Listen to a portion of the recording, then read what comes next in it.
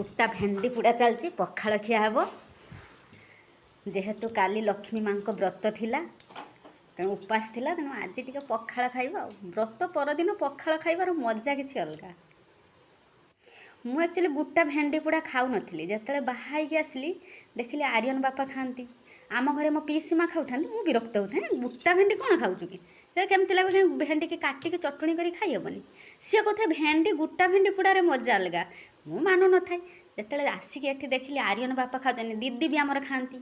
समस्ते खाऊँ देखिली मुझे खाई टेस्ट करे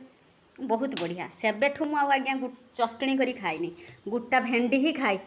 पोड़िकी पखाल सहित गोटा भेंडी तार जे टेस्ट आ व्रत परदिन आज्ञा टे पखाल न खाइले हेनी जेहेतु आम ओडिशा पुणी बालेश्वरिया पखाल खाइबा पड़ो।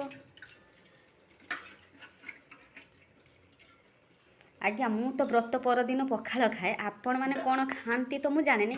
किंतु पखाल खाइबे भल कहीं देखु आम व्रत करि थाउ तेणु व्रत दिन कौन हुए आम लिभरटा खाली रुहे आम जदि तेल मसला खाइबू बरा होगला चकुली होगला इडली होगला ये सब खाइबू तेणु आम लिभर उपर टिके खराब प्रभाव पड़ो तेणु पखाल नॉर्मल रहिला ता सहित एमती चकटा चकटी करिकी भेंडी पोड़ा बैगण पोड़ा आलू चकटा जहाँ भी हो खाइबे आम देह को ऑयल भी गलानी तेणु नॉर्मल खाद्य आम खाइले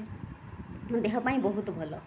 आज्ञा पखाल टिके खाइबे खाली आम नुहे समस्ते खाइबे देखिए एबे तो कहीं कहले जे मु हॉस्पिटल जाइनी समस्ते जाउथिबे देखिए आदिवासी लोक आज्ञा हॉस्पिटल बहुत कम थिबे कहीं जानते से माने पखाल खाती एमती सब अल्प तरकारी चकटा चकटी करी खाती तेणु देखिए आदिवासी लोक ना बहुत रोग कम हुए से तेणु आपण मैंने डॉक्टर मैंने भी तो ये कहते पखाल खाइबा आज भात रांधिले पानी ढाले काली खाइबे देखिए आपण बहुत सुस्थ रहिबे पखाल आम देहपाई बहुत भल।